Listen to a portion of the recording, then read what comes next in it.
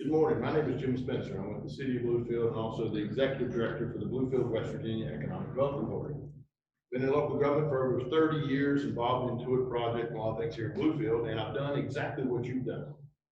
Started a business.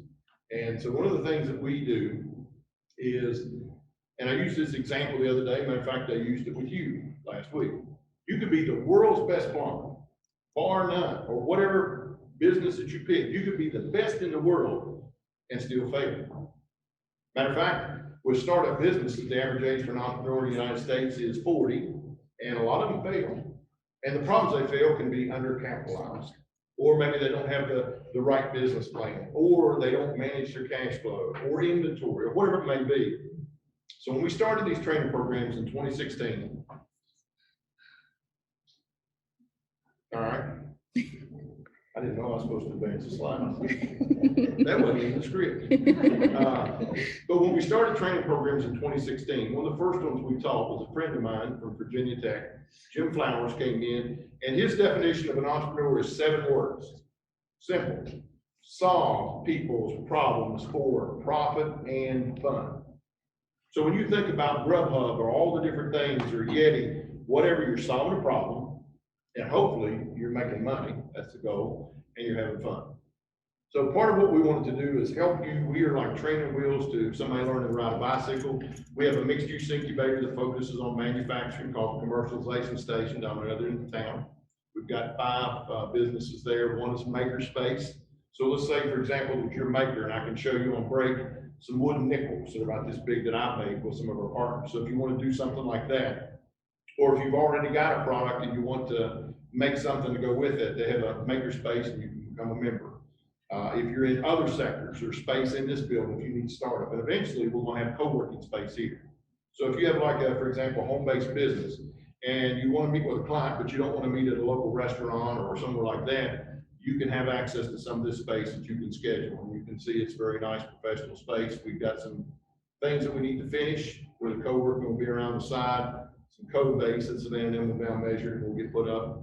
But our goal is to support you. I don't care if you're in the city of Bluefield or where you're from. We've had folks take classes far away as New York.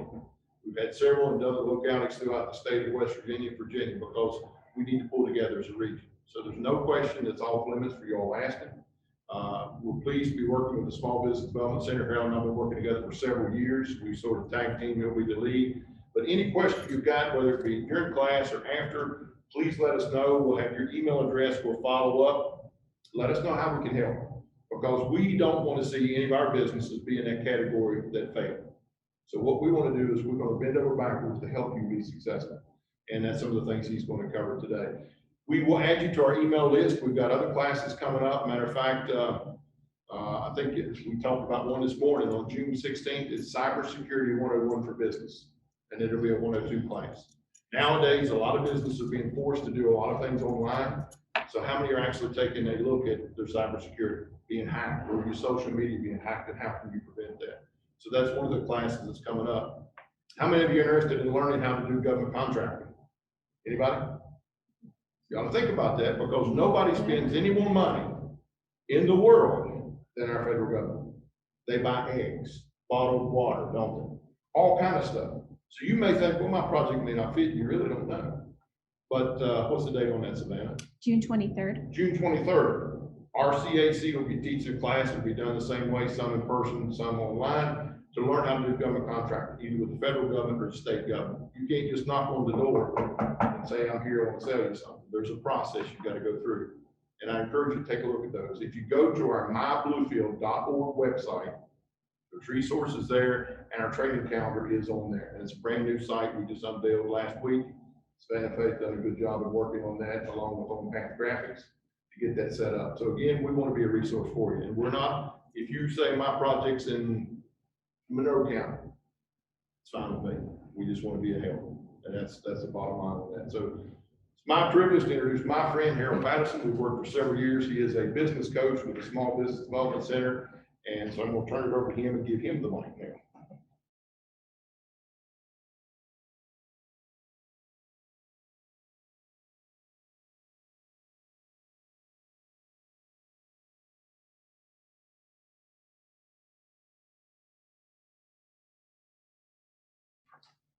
Thanks for coming out this morning, guys. Now the Jim's got us all kind of wrapped up there a little bit. I am Harold Patterson with West Virginia Small Business Development Center. We are a part of the West Virginia Development Office, Department of Commerce, and we are paid for by your tax dollars. So we try to help you as much as we can to answer your questions about going into business or expanding your business if you're already in business. The way I describe it is we try to be a one-stop shop for everybody. We'll help you with your business planning, we'll help you with blunt packaging, we help you with trainings such as this. We help you answer the questions or find the people inside the state if you do have those questions, and most of them turn out to be tax problems, especially at this time of the year. I've been doing this economic development venture for, oh God, since 1994. So a couple of years. I've learned a few things and I try to pass those on. I don't know everything. I'm not a total expert, but I know people like Jim Spencer and he's extremely intelligent in it. I know other people around the state, even know people over in Virginia. So if you have questions, I try to get you answers.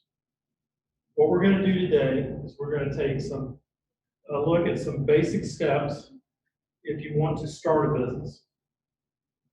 Jim and I came up with this idea because we kept getting a lot of questions about how do I go into business? How do I start a business? So we put together some steps and hopefully it'll help you in your venture. First step, choosing a business name. Has anybody thought about your business name?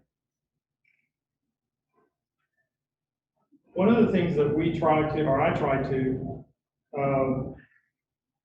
talk to people about is make sure it's available. How do you know if it's available? Especially if you're going to incorporate. There's several ways that you can do that. Several websites. Oops.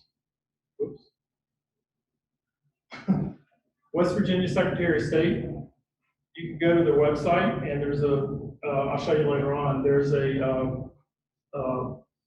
box there that says Business Entity Search. You can actually just plug in part of the name. I wouldn't plug in the whole name. I would plug in part of the name. Take me for instance. If I was going to start a business called Patterson's Woodworking, I would actually just put in Patterson and see how all that came up. Okay, because if I put in Patterson's Woodworking, what I found in the past is it tends to say a 0 on it when it sends you back how many entities are like that. But if you put in Patterson, it'll pull up it'll pull up everything named Patterson. So just put in as minimal as you can to start with. Social media, do you do a Google search? This is kind of a side issue. Have you ever done a Google search on yourself? It's kind of weird how many people have your name, what they do in life. The other thing I would tell you about choosing a name right now is make sure that it's something catchy, it's something memorable, it's something snappy. I hate to use that term, but that's about it, something snappy. You don't want something that if you build this company up and all of a sudden it's time to retire or time to sell it, that your name passes through with it if you don't want your name carrying on with other people, because they might not intend to your company as you have. So if you can avoid your name, I would suggest it, but you don't have to. We work with people that insist on putting their name in their company, and that's fine. One of the greatest names that I think I've come across since I've been doing this, we were working with a lady, and she has an event planning company, and her last name is Goforth. And she named her company Go Forth and Be Merry.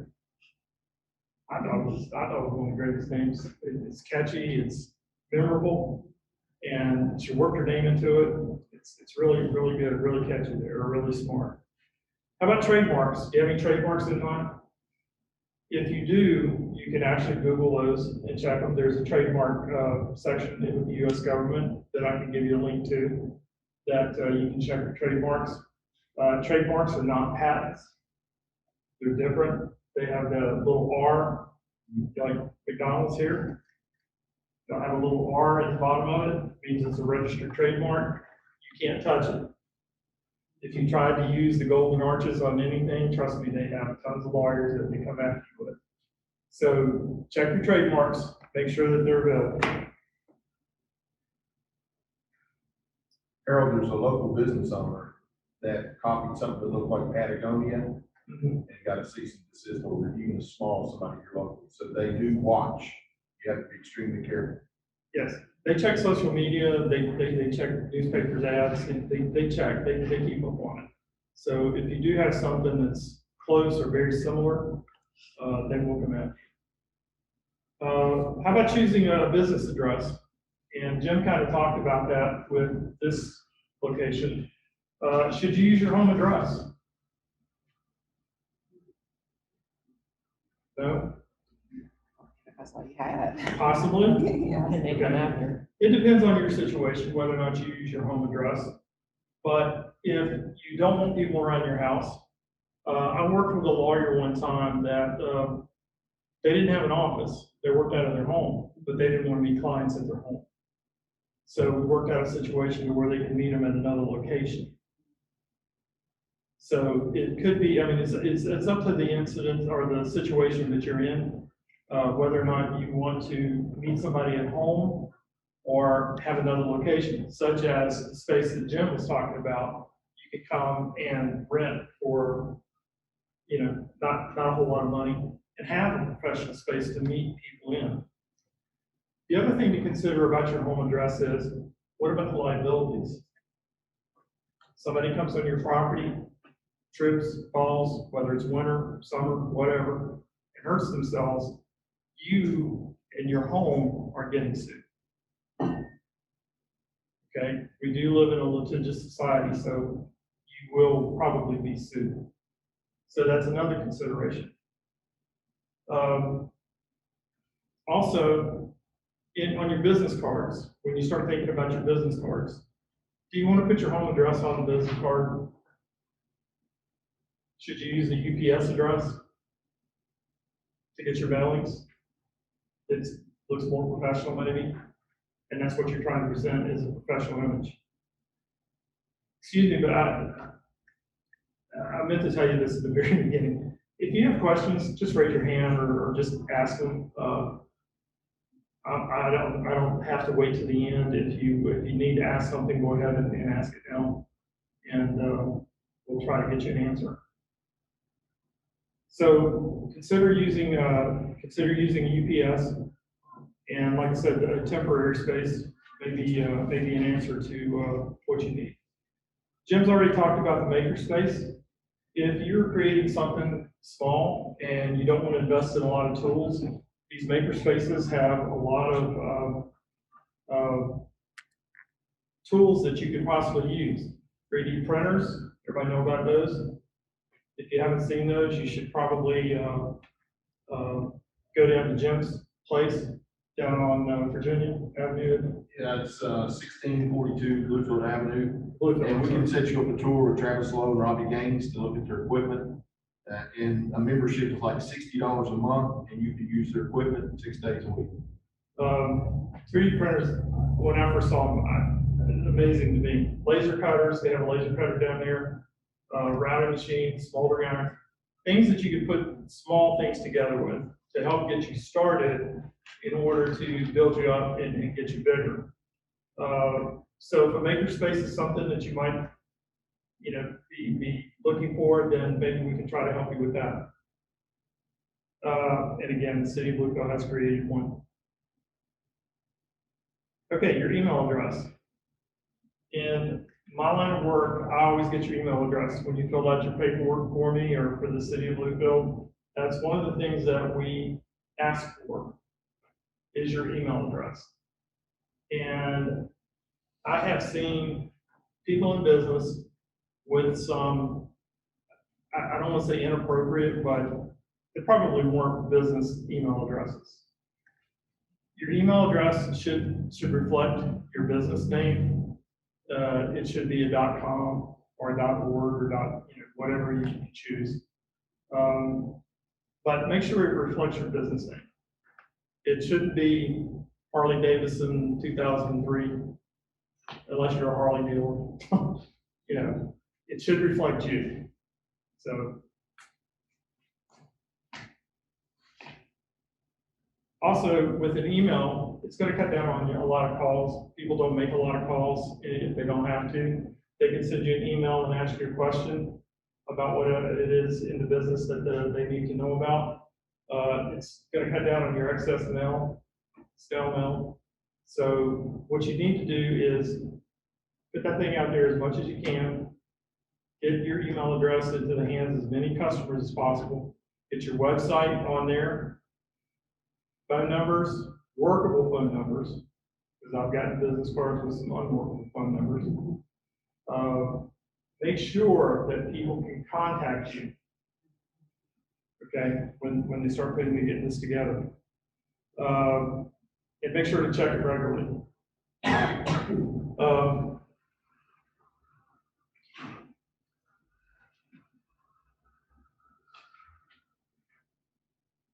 But we'll go over that. How about a phone number? Do you need a landline? Or can you just use a cell phone? What's the advantages of having a landline? It works all the time. Works all the time? Yeah, most of the time, unless you get Frontier, right? Yeah. Uh, Well, we live over by Green Bank, which is a quiet zone, True, and we're like, social area, right. no cell service. Cell service is getting better. I think downtown here, the broadband has gotten pretty good, right, John? They are working day and night. Feds are getting ready to dump a lot of money into broadband. Cell phones in the future probably is what's going to happen with everybody. Landlines may go the way, but for right now, if you have a storefront, you're probably going to need a landline. That's just my suggestion. You can operate it off of the cell service if that service is pretty consistent and pretty strong. So just be careful with how you choose, but my suggestion would be look at a landline. Think about this. How many people do you want to have your personal cell phone number? If that's what you're using, you may get a call at 10, 11 o'clock at night when people just will make a call. So sometimes a lot of people want to separate themselves from their business just a little bit to have a buffer. That's true. That's very true. And that may go to, do you need an answering service? To switch it off sometimes. If you do have an answering service, actually vet these people.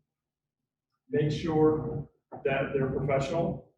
Make sure that they take messages in a prompt and a professional manner. I've seen some answering services that missed calls and actually took the messages down wrong. So be careful, and like I said, vet these people if you do go to an answering service. Okay, step 4. This is what most people actually talk about, want to know about when starting a business. What should I be? Should I be a sole proprietor? Partnership? LLC? S corporation? Has anybody here thought about what they would like to be? LLC. LLC? Why do you think you want to be an LLC? Because I'm the sole owner of the business. Okay. An LLC is going to do a couple of things. Liability-wise, it's going to treat you as a corporation. It's going to give you some protections for your personal property. Okay? If you're a sole proprietor, I'll tie this in. If you're a sole proprietor, you are totally responsible for the business. All the profits are yours. all the liability insurers. So if somebody comes in and says, I tripped and fell on your parking lot, I'm suing you. They're suing your home, they're suing your savings account, they're suing your retirement, they're suing everything that you own, your kids' college funds. They're suing it all. Now, we talk to everybody about insurance and having liability insurance, even if you are a sole proprietor. But the gist of it is, anything over and above what your insurance pays, you are responsible for. Okay? In an LLC, it's a living entity. So technically, they're suing the business and not you personally. Okay? We always suggest that you get these things drawn up properly. And when I say properly, probably at the minimum a CPA. If you can afford a lawyer, we highly suggest you get lawyers to do this, because they'll draw it up properly. And if they don't, they suffer the consequences. But we try to get you to think about what you want to go into, and then get the proper people to fill out the paperwork. Again, it's going to hide you somewhat in liability. Tax-wise, you have a couple options. You can either choose the sole proprietor taxation, or you can choose the corporation taxation within the LLC. There's tax advantages to doing it through the corporation, and there's probably some tax advantages for doing it sole proprietor. It depends upon your situation. And what we always suggest is, we will give you the guidelines of what we know and what we think. It's up to you to talk to your tax professional, CPA, bookkeeper, whoever, and take their advice, because they deal with taxes and they deal with the bookkeeping on a daily basis. We're just going to lead you into a direction. That's why they call us coaches. We lead you into a decision along with other people. Okay? So an LLC is really a hybrid of the partnership and the corporation. Lawyers kind of got tired, and lawyers and CPAs and doctors and all those people kind of got tired of being partnerships. Because in a partnership, you're basically a bunch of sole proprietors doing business as one. You come to some agreements, you got partnership agreements, and you said, this is how we're going to conduct this business. And whatever assets or whatever we make at the end of the year, according to my percentage, that's what I'm going to receive. And according to liability, if we get sued and there's a payment, again, whatever percentage I own is what I'm expected to come up with. So they kind of got tired of being personally responsible for these things. And they said, let's come up with a hybrid and call it an LLC and get us some protections in there. So that's kind of what they did. With a sub-S corporation or an S corporation, there is stock to be sold. There is your right out of my head. We'll talk about taxes. How the tax- Oh God, what you put together? Like the articles. Articles of incorporation. Articles of incorporation, sorry, been a while since I've done this. Articles of incorporation that has to be drawn up. There has to be regular meetings, annual meetings, and there has to be minutes of those annual meetings filed with the Secretary of State's office.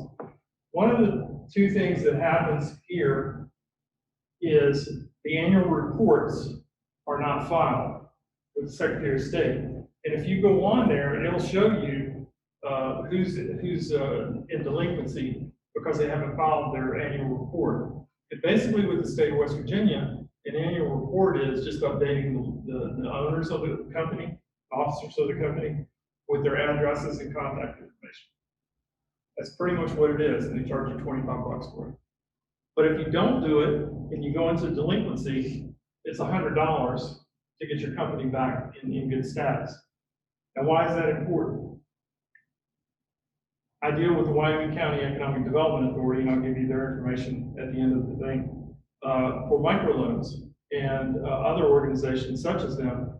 And one of the things that they check is your company in good standing with the Secretary of State? So if you're in delinquency, we have to get you back up with good standing. And it may cost you $100 to do it, to get your loan. So file your annual reports. When people are actually going into business, one of the most asked questions that I get is, what is an NAICS code?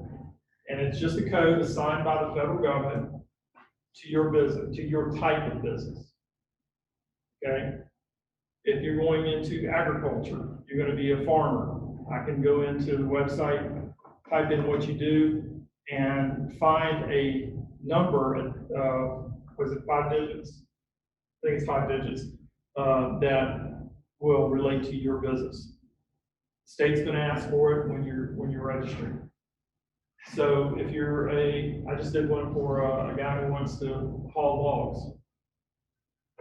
I had to go find out what his NAICS code was in order to fill out his paperwork for him to get into business. Couple of sites there that I give you, census.gov is one.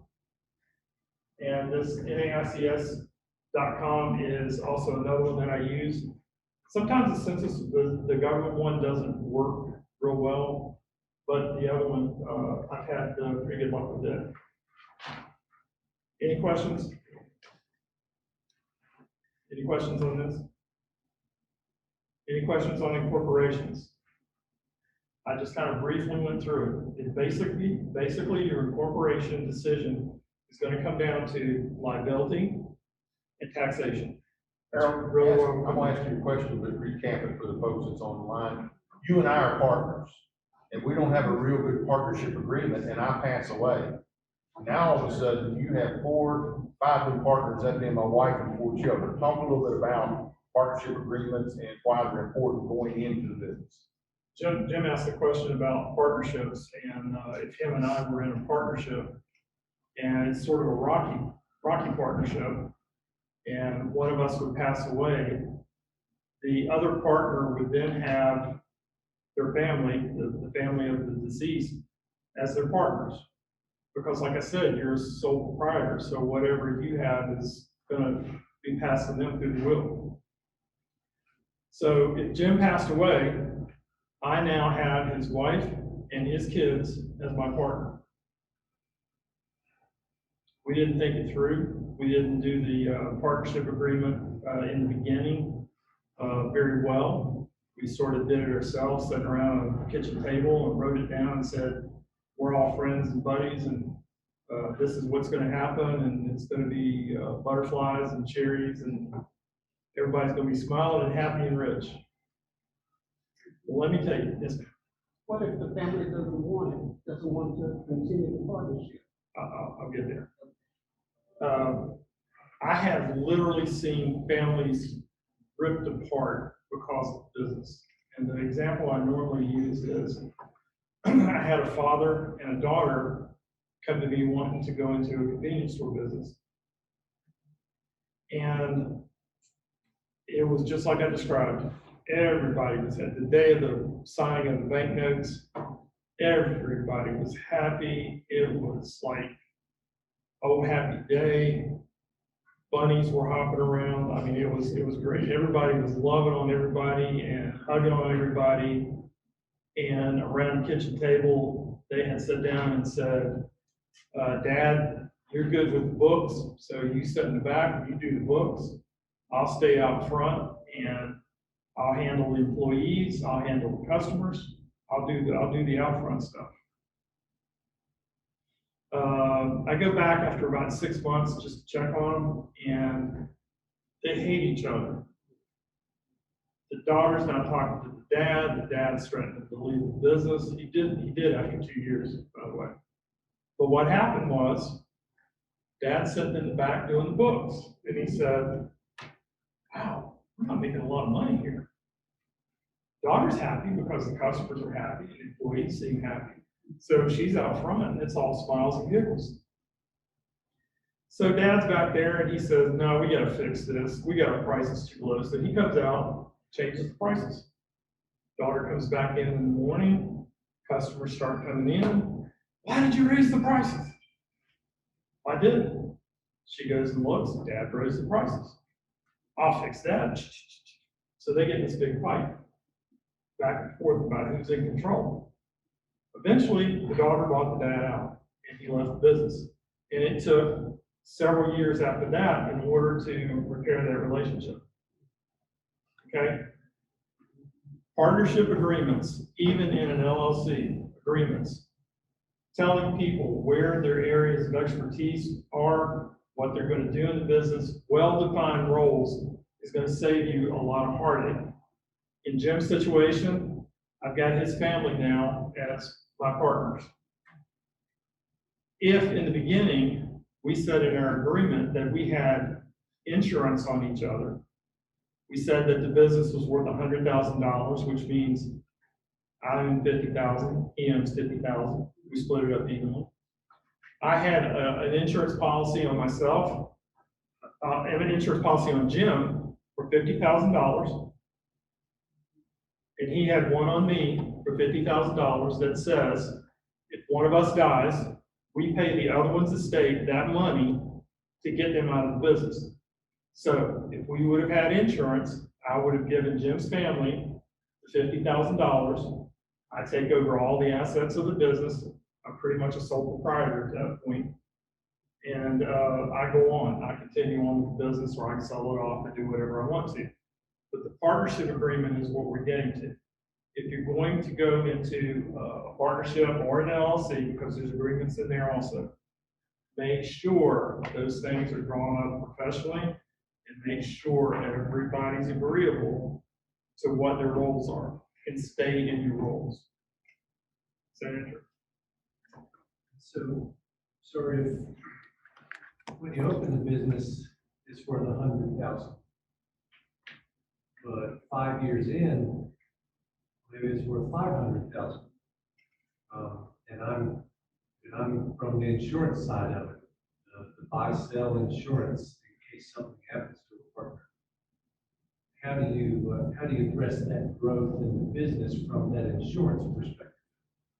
If drawn up properly in the beginning, there's going to be probably a caveat in the partnership agreement that if the business grows and the business is valued at more than $100,000 at the time of someone's passing, then they can go in and get an appraisal done of the business.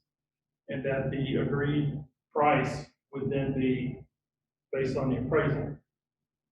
You're going to have to maybe try to do that on an annual basis or a semi-annual basis to sort of keep up that insurance policy. Okay, because you may start out valued at $100,000 and within 5 years you may be worth $500,000. Well, I've only got 50,000 and I really need 250.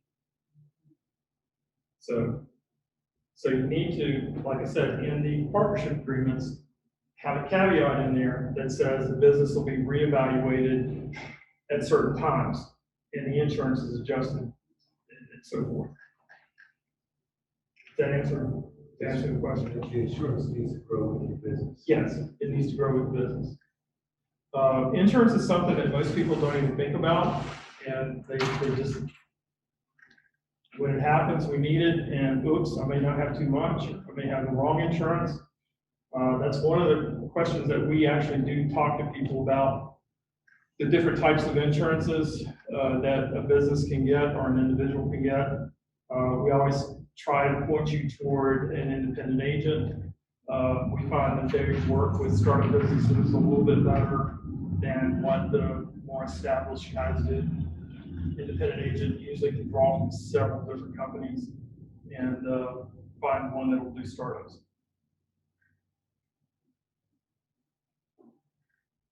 Any other questions? Okay. During the epidemic, with the federal government and with the grants and things that they had, some of the programs that they used, people ran into problems because they didn't have a DUNS number. Does anybody know what that is? Anybody know what Dun and Bradstreet is? Dun and Bradstreet basically is just a credit company, a credit reporting company for businesses. You can register with Dun and Bradstreet, and they'll give you a DUNS number. Most people don't even know they can do that. Okay. Now, remember this because I'm getting ready to take something else. But basically, if you go to Dun and Bradstreet and you look up a company, they'll tell you what type of credit they have, how they are to work with other companies. There's a lot of resource information, whether or not they're kind of reputable. They're not going to give you a definite answer, but they'll give you a pretty good leading as to whether or not this company's good to do business with.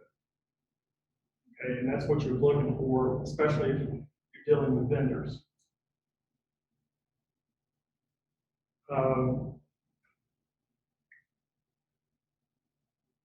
Like I said, just think of it as a credit reporting company for businesses. Now that I've said that, the federal government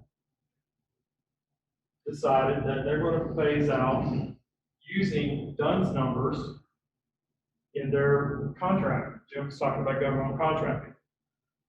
They're no longer going to use DUNS numbers. They're going to use something called a SAMI number. And I think Ernst & Young is the company in charge of doing this for the federal government.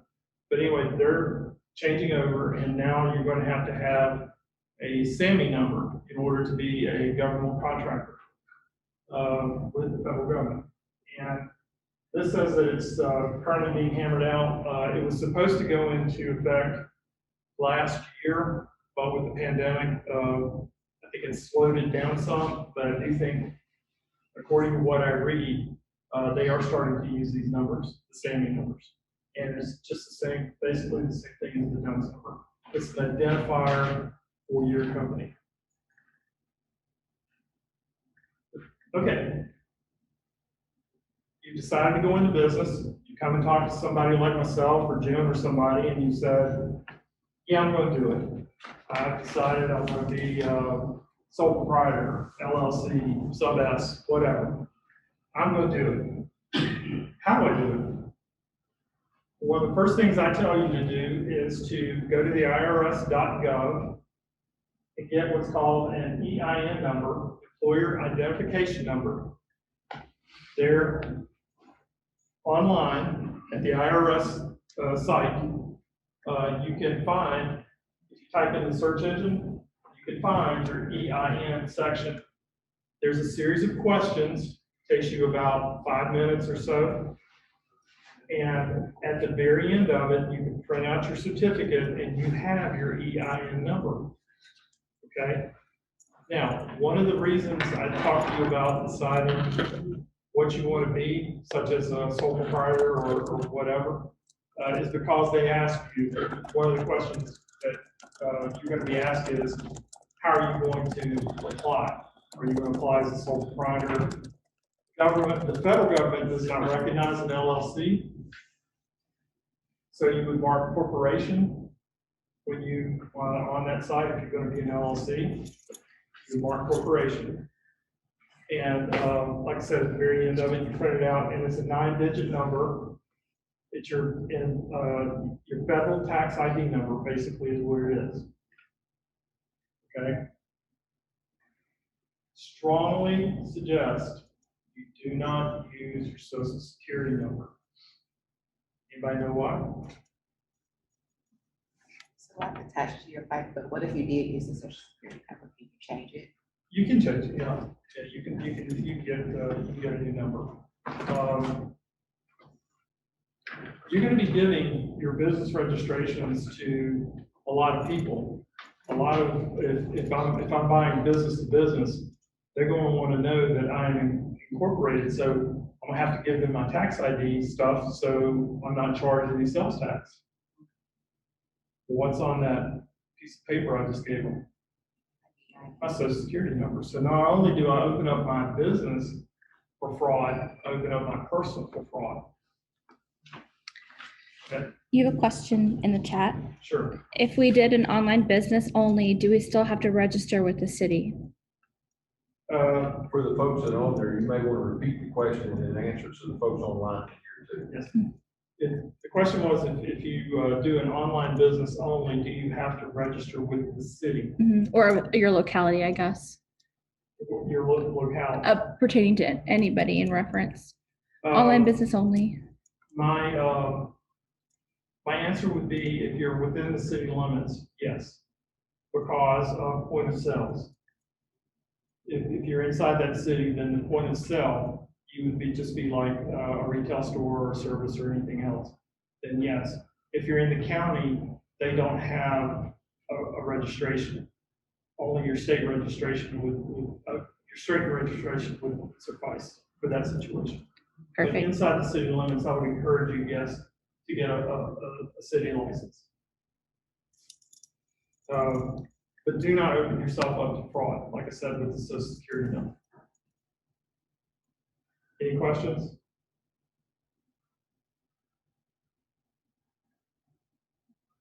Okay. If you haven't decided what you want it to be,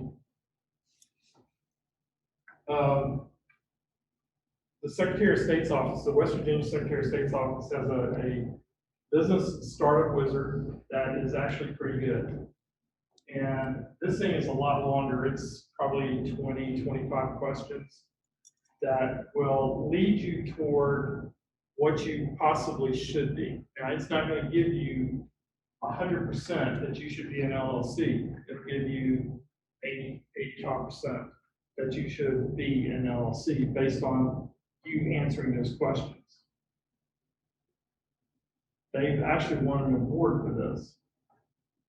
So if there's any doubts in your mind as to how you should register, this thing's pretty good at predicting which way you should go. All you have to do is go to the wvsos.com website, and there is a section there for a business startup wizard.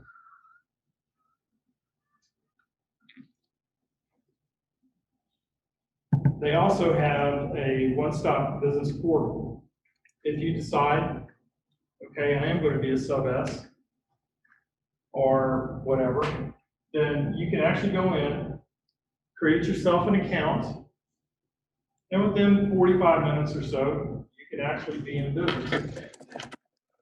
You can register as a sub S, you can register as a LLC, you can actually register as a C corporation, if that's what you want. C corporations, you normally think of stock exchange, public companies.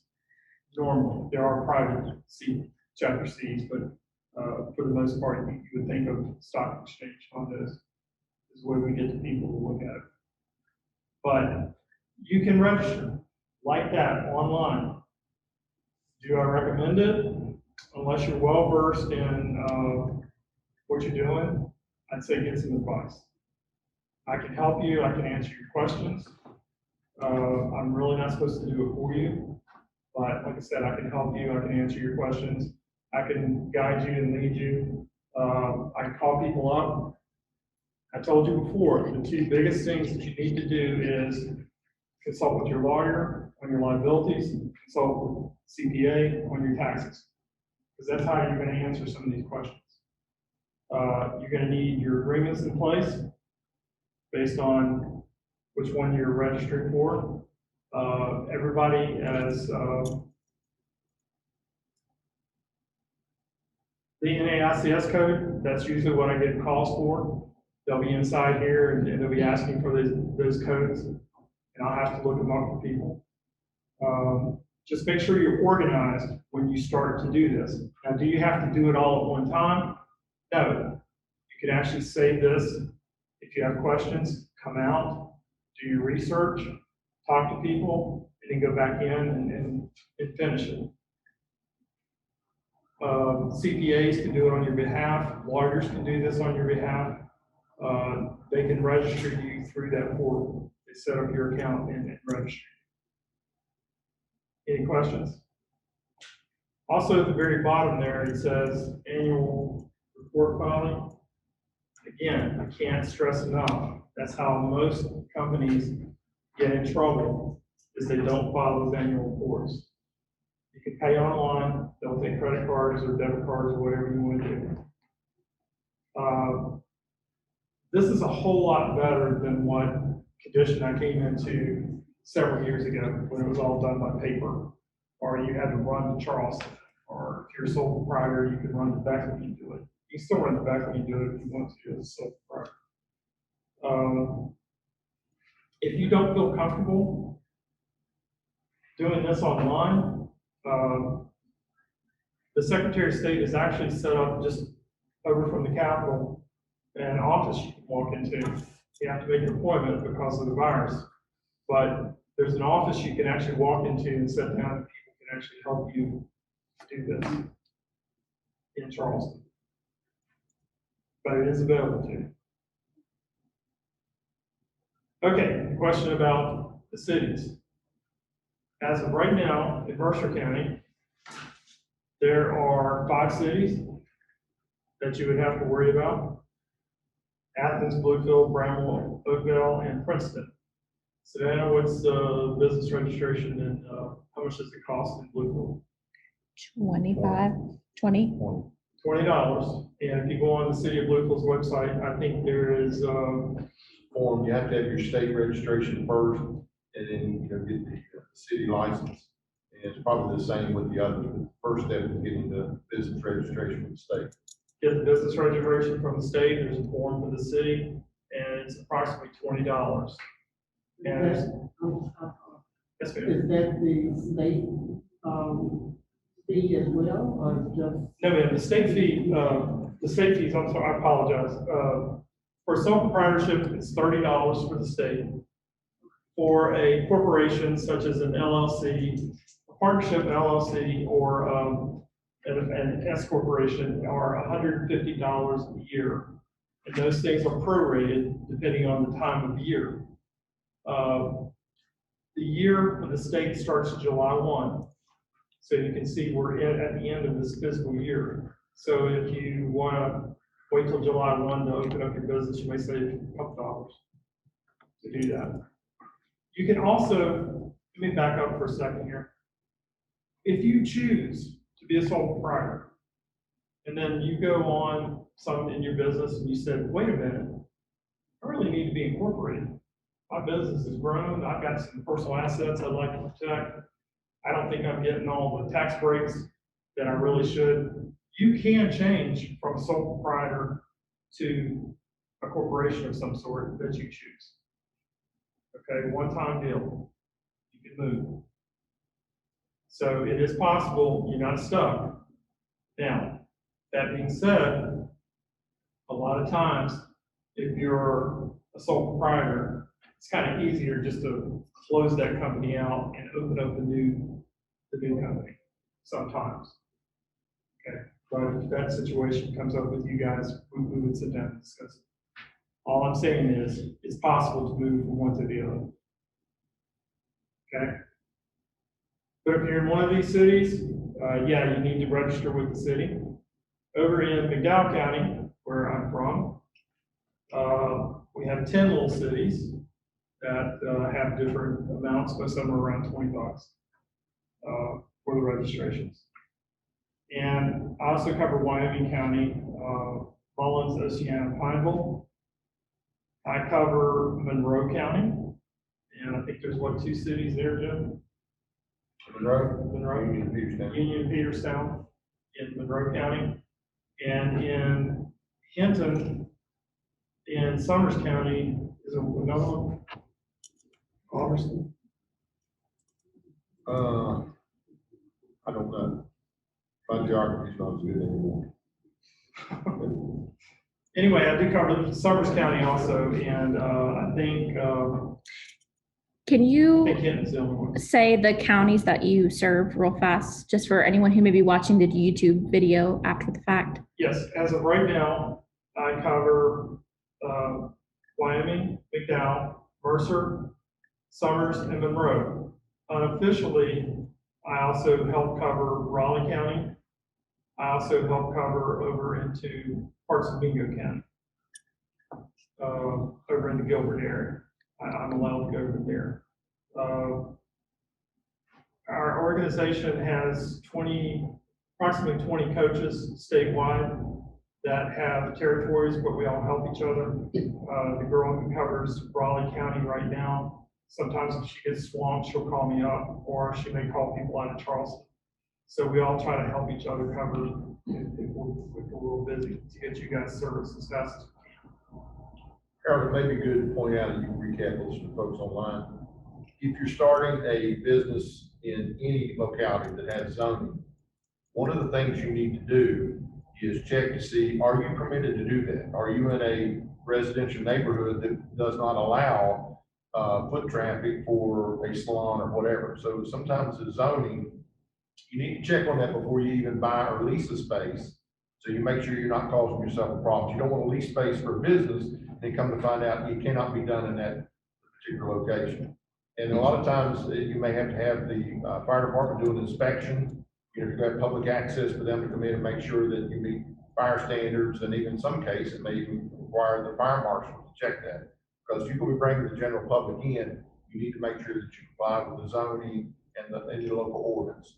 So before you lease space or whatever, I would touch base with, in Bluefield, somebody like me, or in Princeton, Mike Webb, the city manager, or someone like that, to make sure you're, you know, getting all your things done correctly. Jim's talking about zoning. Yeah, yes, ma'am. Do you know, or who would be taking care of Pocahontas County? Shannon Mitchell. I can get you her information before you leave. Huh? Jim's talking about zoning, and zoning comes into play with cities. Most of the time in a county situation, they don't have zoning. You can check with your county commission to make sure. But in cities, yes, go to City Hall and tell them what your idea is and where you're thinking about locating, and ask them if they have any zoning issues with you being there.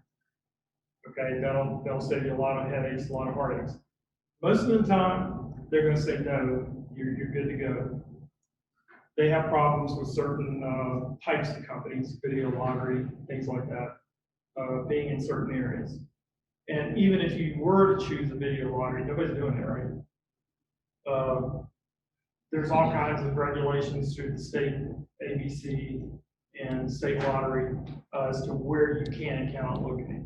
So there's those issues.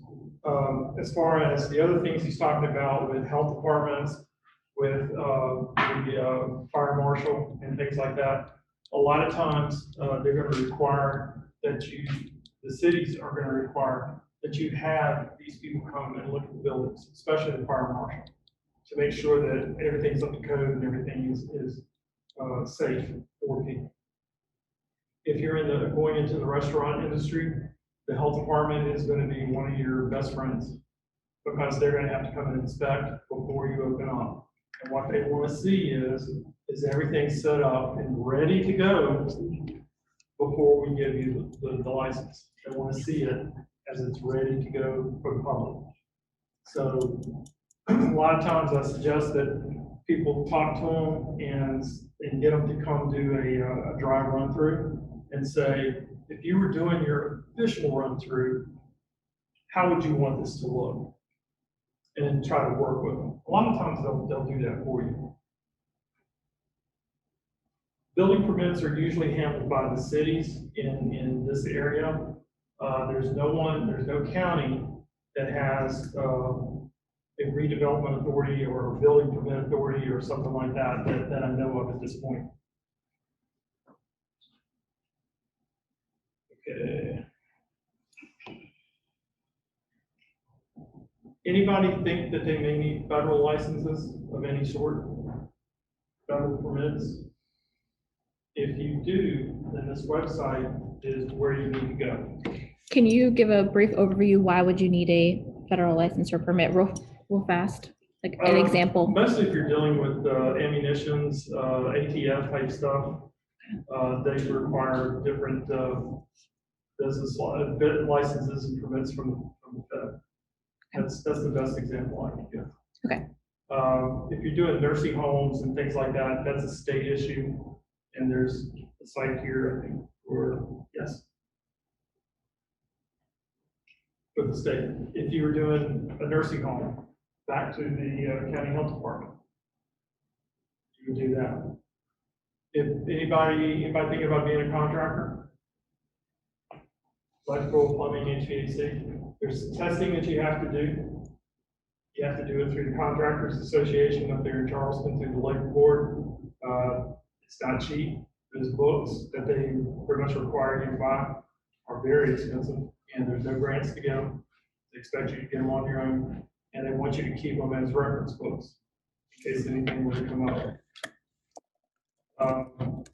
Professional licenses in West Virginia, I threw in a few things: accountants, cosmetologists, landscapers, massage therapists, and a lot more are some of the different professional licenses that you could possibly go through. Barber, I think barbers have their license that they have to do.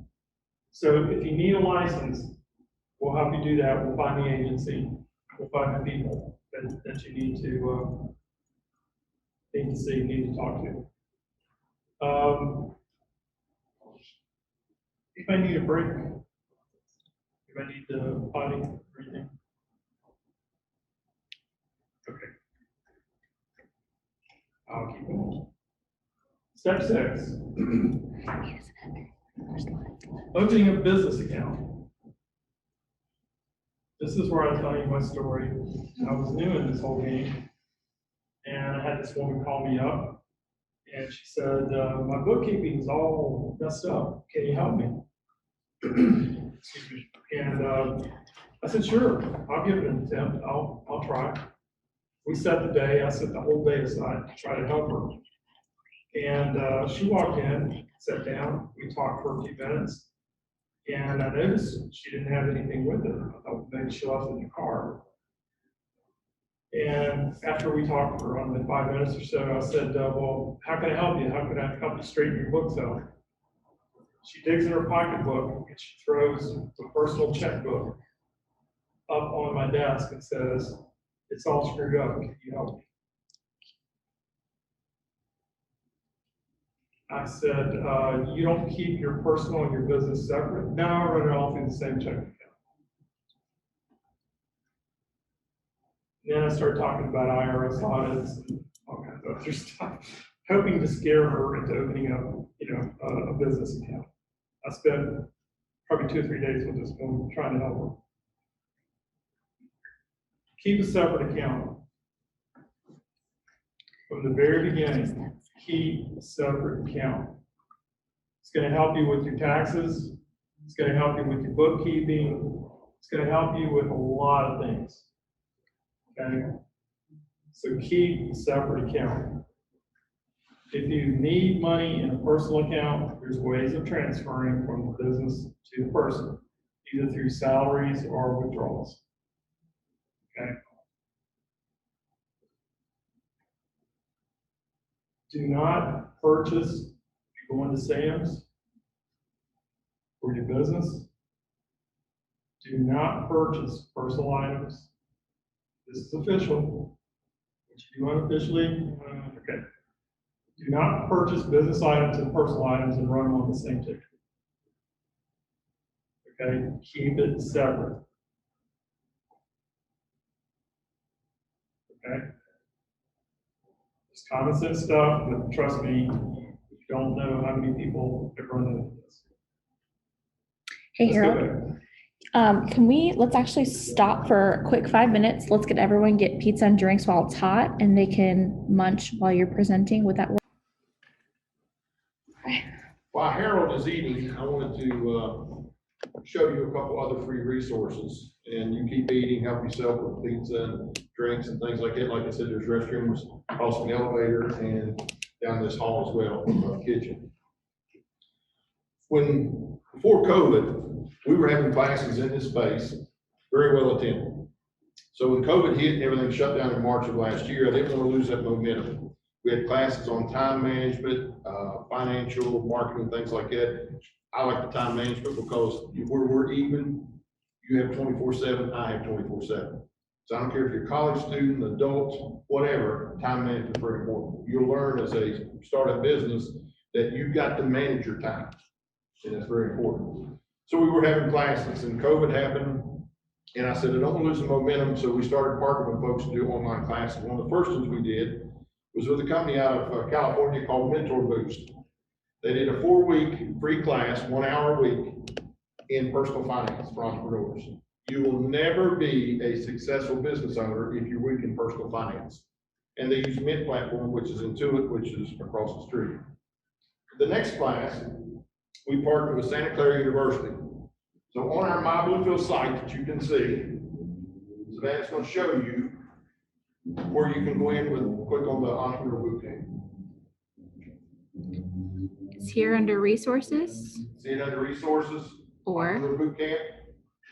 And what that is, Santa Clara University has, we partnered with them, 3 classes for you and starting a business. There's 15 modules that you can take plus some electives in starting your business. And it's a boot camp, and we call it that because it's not like a college class. You could do all 15 of those classes in one weekend if you wanted to. 30 to 45 minutes each session. There's one that I love, business organization. It takes what Harold was talking about a minute ago, and it adds us a video on 3 little pigs. The big bad wolf is liability. And what does liability do to a partnership, a sole proprietor, or a corporation? And it goes into more detail. There's also a template for a business plan. There's classes on marketing, e-commerce, selling, negotiating. I know a lot of people that are weak in business in storytelling. There's nothing wrong with being humble. I think it's a very good biblical characteristic. But think about your business as your baby. What parent does not brag about their baby? And so there's a module on business storytelling. There's a module on where you should have your business. If you want to do heavy manufacturing, don't look at Oakhurst in one of these subdivisions. That's not going to fit. So it talks about location. And it gets into all kind of aspects. That's a free resource. You can take all the classes. You can take just one of the classes. It's up to you. Right now, since we unveiled that June the 5th of 2020, 82 enrollees, 17 graduates. How many of you seen where Drake's restaurant opened up? It's right across the street over there. New restaurant downtown. He worked for Chick-fil-A 9 years, wanted his own restaurant. We got connected with him, and he is one of our graduates. He opened up week before last. New restaurants on the Federal Street side, just over the building there. And so the goal, remember I said earlier, there's a high percentage of failure with startups. We want to help you lessen that risk. And those are free classes. 2 of our graduates are from Monroe County, where the bulk of my family's from. So we really don't care if you're in the city or where you're from. It's a free resource. Once you get your feet underneath you, there's a module business expansion. Let's say you wanted to franchise your business or a family succession plan. There are classes in that. It's at your pace. You want to log in at 2 o'clock in the morning and do one, it's wide open. It's there for you. When you click on one of these links, click on sign up today. There's a video about My Own Business Institute and the little questionnaire here filling it out. That's it. Absolutely no cost. So if you need help in some of these areas, it's there for you to take advantage if you want to. It's up to you. Is the course free or what's the fee for it? 0. Oh, okay. It's like Intuit's commercial, free. So that's, we use Intuit. There's no hidden cost, nothing. Because our goal, if you do well, our region does well. So we're providing all this free. Okay? Matter of fact, this young lady and I was in a class taught by Intuit before COVID on design thinking.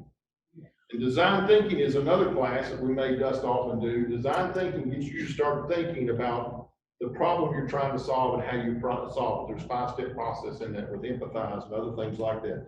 So as you start to develop your business plan, I'll give you one example. I'll turn back to Harold.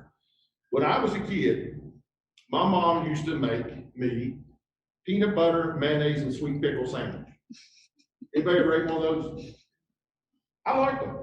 Now, when I was a kid, we didn't have a whole lot, so you ate what was put in front of you. Here you go with that. Okay? That's been a long time ago. I liked it, but just because I like it doesn't mean somebody else is gonna like it. So if I open up a restaurant and that's my flagship item, the peanut butter mayonnaise and pickle, I may start with that, other than eating my own sandwiches. So a lot of times you have to empathize and understand the problem you're solving for a client. Just because you like it and you like your service does not mean others will.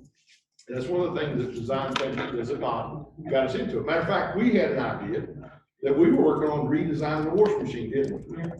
And it got us to thinking about, okay, what is the problem you're solving? How do you solve it? How do you test it, prototype it? And it's like a cycle till you get to where you honed it down into the right thing that you want to do. All those resources are free. So if you don't take advantage of them, shame on you. And those are there. If you want to, it's perfect. If you don't, that's fine too. Harold, you done with your pizza? You ready to take back over? Savannah, you can just drop that in the chat if you don't.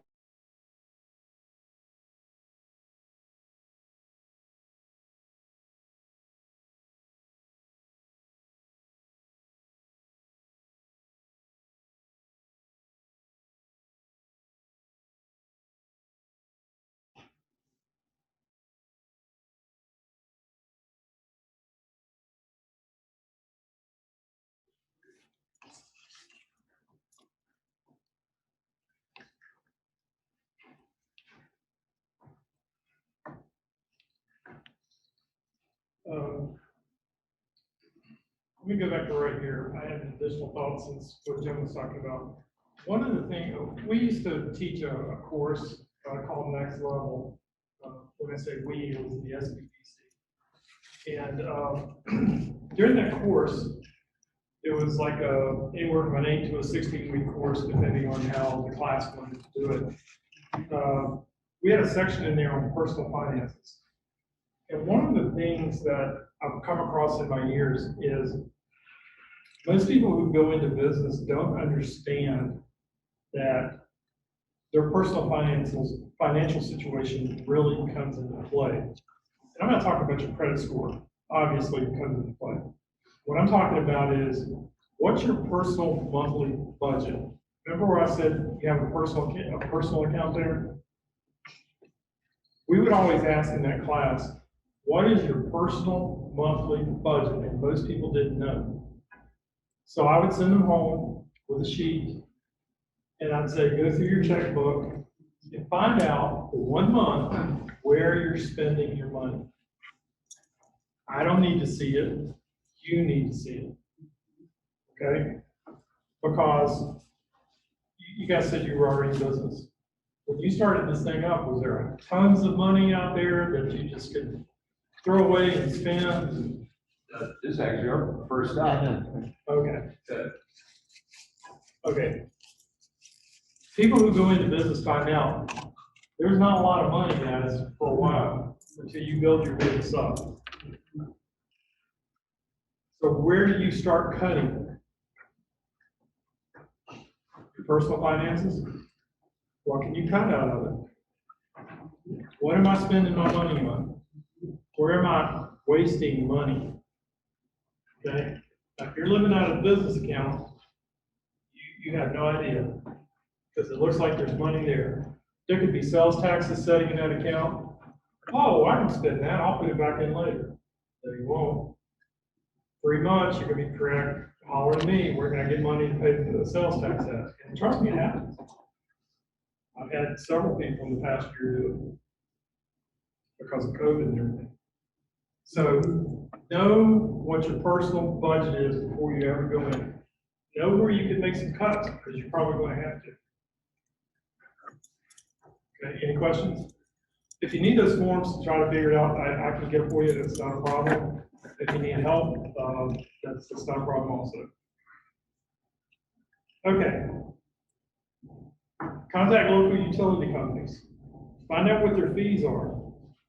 You got a PSD, usually. Either the city or the county has one. What about your garbage, your solid waste?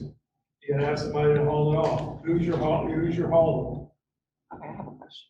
Yes, ma'am. So what if your businesses are in your home? So I do have 2 businesses, but I run them outside of my home, like just starting. You repeat that, I really didn't hear you. So like as far as your costs for your business if you are in your home? Yes, ma'am. Like, how do you separate your water, your electric, any of those costs, which your Oh. business costs? When you go to answer her question, can you rephrase it so the folks on Zoom can Yes. hear you? She has a home and is running her business out of her home. She wants to know, how do you divide out the cost? First of all, we get your bookkeeper, your CPA. The IRS has guidelines for running a business out of your home. I do know that there has to be a place set aside strictly for the business. And then there's a certain percentage of electric, telephone, solid waste, gas, utilities, that type of stuff, that you can deduct for that business off of your personal amounts. Are you saying you need to have a designated place in your home where you Yes. conduct business? You have to have a designated place in your home where you solely conduct business. Thank Is the you. way the guideline read. Does that answer your question? Yes. Okay. So who's hauling your trash away? Who's your electric company? Is there more than one in your area? Sometimes yes, sometimes no. Most of the time it's AEP. Gas line, who's providing the gas? Is the gas provided to the location? Telephone. Back to the cell phone or the landline. Who's your telephone provider? In McDowell County where I live, actually right now, there is probably, especially in the Welch area, there's 2 different ways you can go with your telephone.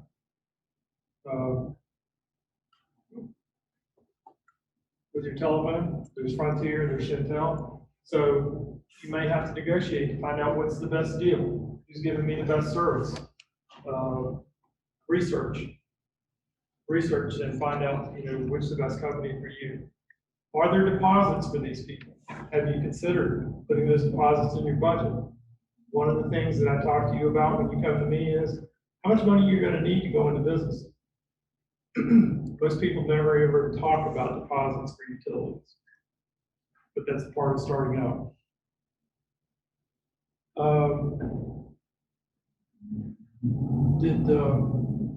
Did you give me a handout? Yeah, it's with our packet of things. Okay. In that packet that you have, when you sit down at your table, it talks about talking to CPAs. And It's under what are the COVID question here. the things that you should talk to them about? Basically,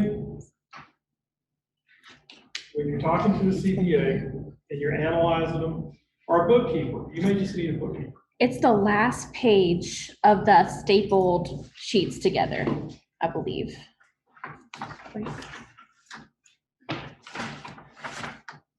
It's this very back page.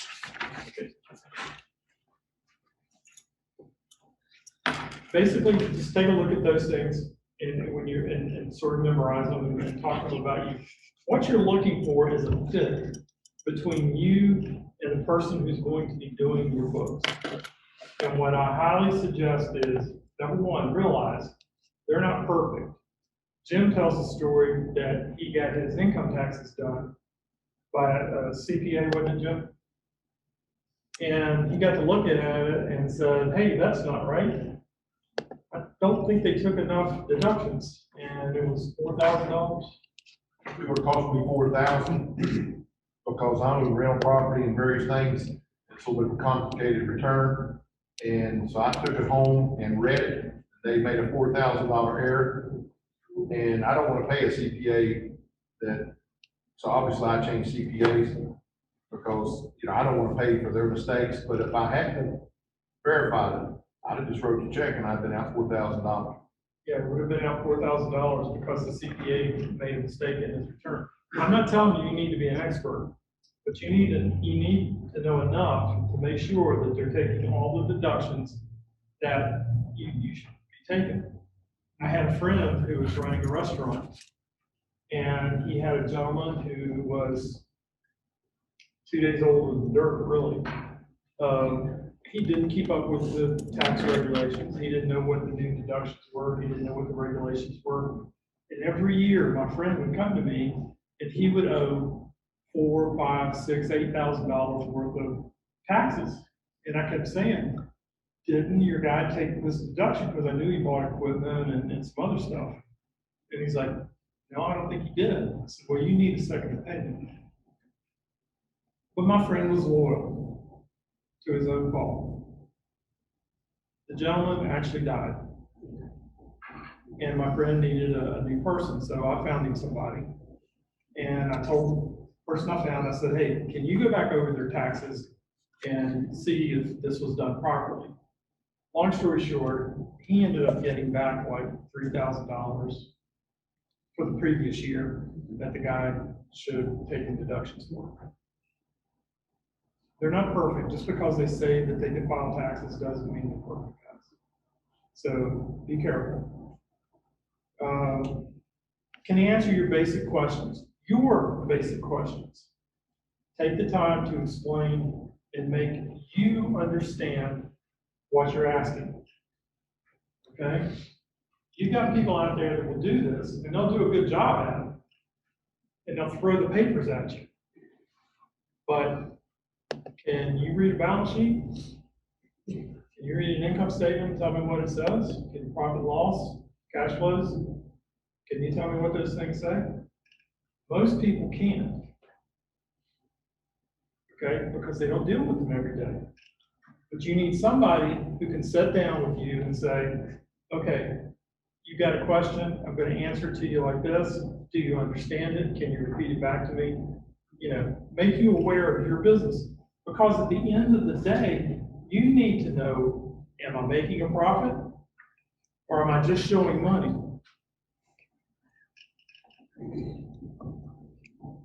Do you know the difference? I can show money, but there ain't a whole lot in the bank because I'm paying it out. Okay, or it's reserved somewhere. So make sure that they can answer your questions. You don't have to be an accountant, you don't have to be a CPA, but you do need a working knowledge of what is a cash flow, what is a profit and loss statement, what is a balance sheet, what does it tell me? Okay, somebody like me can take those things, and I can tell you if you have an employee stealing from you. I do it all the time. There's some conclusions that you can come to just by using the ratios and stuff that we go through. So make sure they can answer your questions. Are they willing to share your risk tolerance? They make a mistake, they willing to pay for it?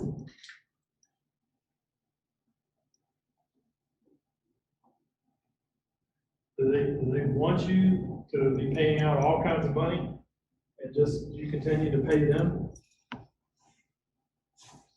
Are they really going to screw you up, get you in a bad situation, and I've seen it, and then just walk away from you? They're not sharing your risk tolerance at that point. Again, back to, can you understand? Can they talk to you on your level? Can they talk to you in terms that you understand and say, this is how this affects your business?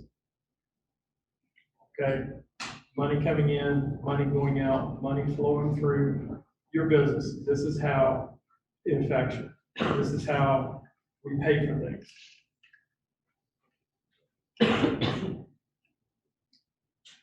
Do they have an entrepreneurial spirit? Which means a lot of times if they've hung out a shingle on their own, Harold Patterson CPA, then I wanted to own my own business. And there's a good possibility that I have some empathies for you because I know what I've gone through to get my business up and going and get my reputation where I need it to be. So that's what you're looking for. You want somebody with an entrepreneurial spirit. And you go out and hire a company, Ernst & Young, what's the one here, Brown & Edwards? Mhm. You can hire those companies. They'll take your money, and trust me, they'll probably do a good job for you. But if you need somebody to sit down and talk to you, then maybe you're probably looking at a sole or a sole person type business. Somebody who's hung out their shield, just to say, hey, I want your business. I'm going to sit there and I'm going to be for you. I'm going to talk to you when you need it. Any questions on accounting?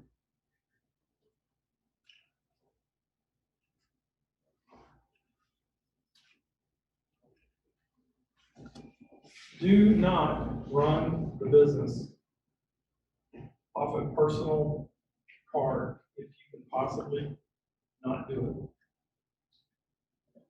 it. Okay? Establish business credit. Get a credit card. That's the easiest way. A lot of these companies will give you a business card in your name. If your suppliers, if you're dealing with them, they'll give you a net 10 and a net 30. Do you understand what that is? They'll give you 10 days to pay with no interest, or they'll give you 30 days to pay with no interest. In most situations, negotiate a net 10 or a net 30. But if you do that, make sure they report to the credit bureaus. And in the business situation, it would be Dun & Bradstreet. Okay? This is kind of a side issue. Does everybody know what the credit bureaus are for the person? TransUnion, Experian, Transfer. Equifax. Equifax is the one that most people use around here that I've come to understand. And there are different scores for each company. Okay, you may have a 750 at one of those guys and only a 700 at the other one. So there's different scores between those. So if you really need to get your personal credit score, there's ways of doing it. I can help you with that. And that's one of the things before you go into business, you really need to check is what is my personal credit score also. Okay, creating a website. I really, at this point, should give the microphone to the ladies in the back. They teach a class on this in the city of Louisville. Developing the website, Canva, Yes. which is That's a graphic design software. Canva is a graphic helpful. design software that you can actually post pictures and other things. Make it look really good, make your website look really good. And they also teach Instagram 101, Yes. how to post. Canva classes and Instagram classes are available on our YouTube channel. And you guys will get a link after this to watch this on YouTube, and you can view the playlist of all the other classes that we've had in the past as well. And since you're here, you'll get emails about future classes that we have with this type of stuff. And the reason why I'm saying that is it's a good way to promote your business, especially on food truck, like you guys said you wanted to do. You take a picture, use Canva, put the graphics and flowers and whatever around it, and then you post it on Instagram and let them know this is where we're at and this is what we have for today, and try to draw to you. A lot of restaurants do it. Retail stores, they do it if they have specials or things. But get a professional to help. Okay, I can go through all this list here, and you can read it for yourself, and you'll have this. We'll give it to you. I think it's actually in your handout there, isn't it? But anyway, get a professional to help you. When I say professional, I'm not talking about so-and-so works for the Board of Education, and this is what they do all the time. Yeah, but they're probably not a marketing specialist that can actually sit down and develop your website for you and know what people really want and what's going to drive people to your site. There are several professionals here in the Bluefield area that could do it. Like I said, Savannah and them have classes on it. We have a program, I'll brag on the SBDC for a little bit. It's called an subject matter expert program that we've recently come up with and got some money through COVID. Website design is part of the SME expertise area. Marketing is a part. Jim mentioned the cybersecurity class that's going to be done by one of our SMEs. That's what they do for a living. They help you. And basically the way the program is set up is what we identify as your problem in the business, we find an SME who can help you. After we submit all the paperwork, because God knows government likes paperwork, right? We submit all the paperwork. We get the right SME for you, whether it be accounting or, Lord, there's a whole list of areas that these guys are good in. And then you'll get so many hours free for that SME to help you in your business, overcome your problem. Okay? So if you need help, there's a lot of different avenues out there to get it, either through the city of Bluefield, through us. If you don't want any of that, we can always point you in to a person who's doing it professionally, and they can develop it. A good website, $2,000. They're not cheap. There's a lot of hours go into it, and they cost. They really do cost. Any questions on websites? Anything up there that you look at? And the biggest thing is getting hooked up with all the search engines, getting people driven to your site from those search engines, and having up-to-date and correct information on that site. If you do get somebody to develop this site for you, make sure you are the administrator. Make sure you have control over your website.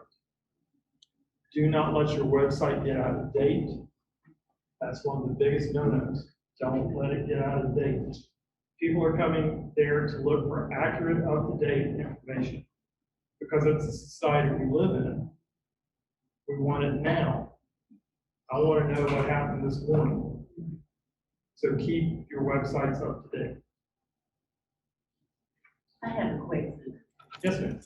I currently have a website, and I had one since 2011, since I had my business. And I have an administrator that was over my website, and she lives in North Carolina. Well, my domain name is getting ready to go dead next month, like June the 26th, whatever. Well, and she's getting ready to stop doing it. But the thing is, I have no idea like how to go in so that I can update, what I'm doing or what current information. And I'm just like clueless, but it was a really good website and it's still out there, but I'm gonna lose my domain name and whatever else that you lose with it next month. But I would love to know how I can go in to update and keep the information current, like you said, because right now I'm not current. From the way I understand, she has a website and she is not the administrator. She had somebody else develop it for her. The website domain is coming up for renewal, and she's about to lose it. And she wants to know how can she get control of her website. The president administrator is going to have to give you control of that website. If not, you'll actually have to develop a whole new website. Once you get control of the website, then we can get people to help you do the updates and everything, if you can't do it yourself. Okay, Or if she won't teach you. okay, Okay? okay. But she's gonna have to give you control. She's gonna have to give you the administratorship over your website. Is that right? If you want to stick around afterwards, we can have a brief discussion about it. Okay, thank you. Any other questions? She's gotta get control of her website. The administrator is the one who controls it, maybe in your name. Your company may be advertising, but that administrator is the one who controls what's on that website. Exactly. Anything else?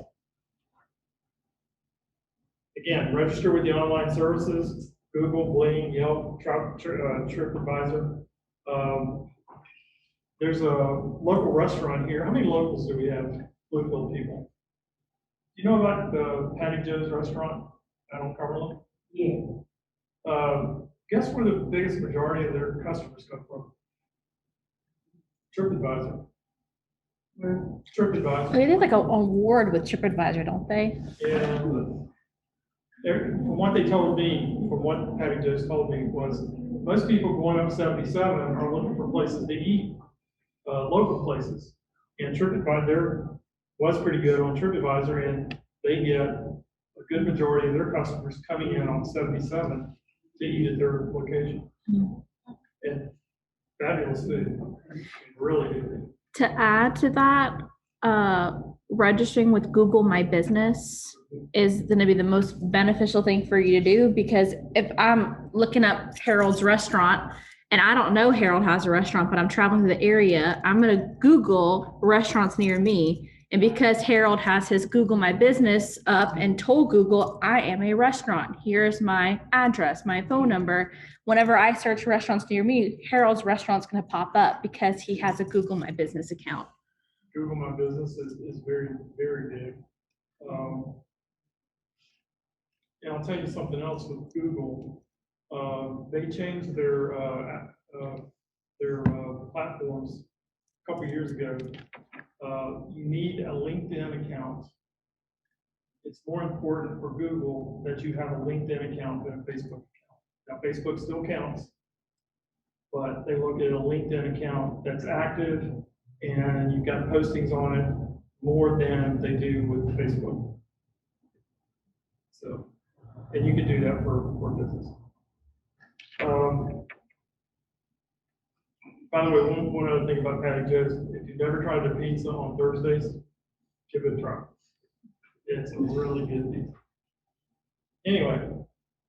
You must be knocking the pizza from lunch today. No. I love those things. Trust me, I've lived on them. Okay. Do you want to discuss any ideas that you have? This is a time for any questions that you didn't ask during the presentation.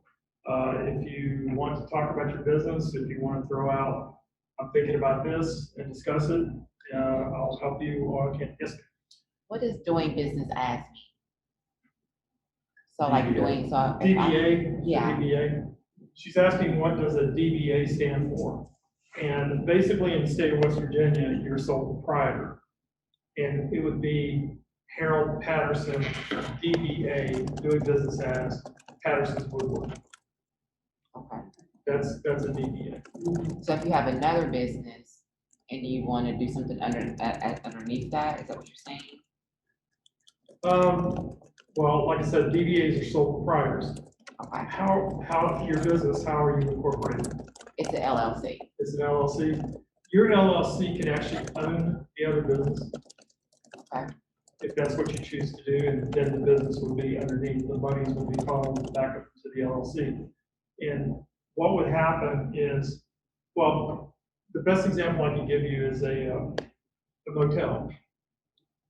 Any of the major chains, typically what happens is they'll come in, there'll be a company comes in, develops the land, builds the building, and then that real estate company will lease that building to the management company. So you may have Holiday Inn Real Estate Company leasing to Holiday Inn Management Company. The real estate company may be a LLC or sub-S, probably an LLC, truthfully.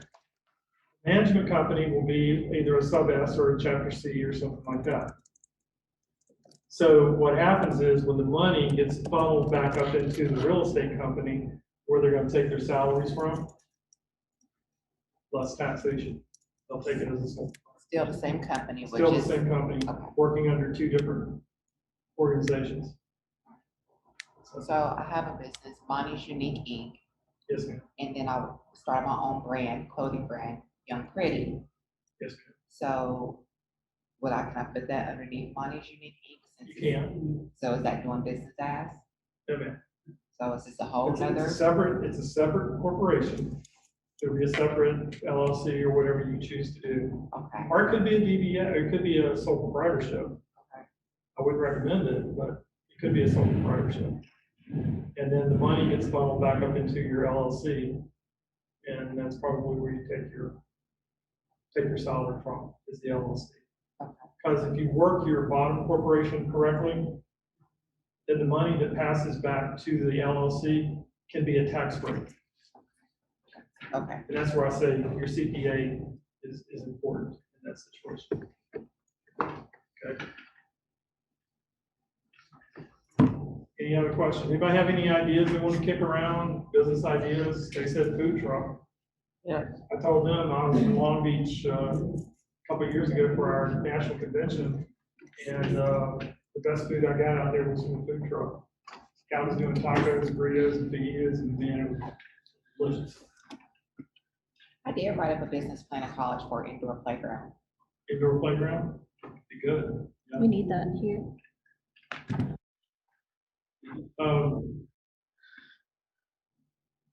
Anybody else want to throw out what you're doing? What is your biggest obstacle right now? And how many of you have already started the business? Raise your hand. All right, for the ones that have, what's your biggest impediment from growing your business?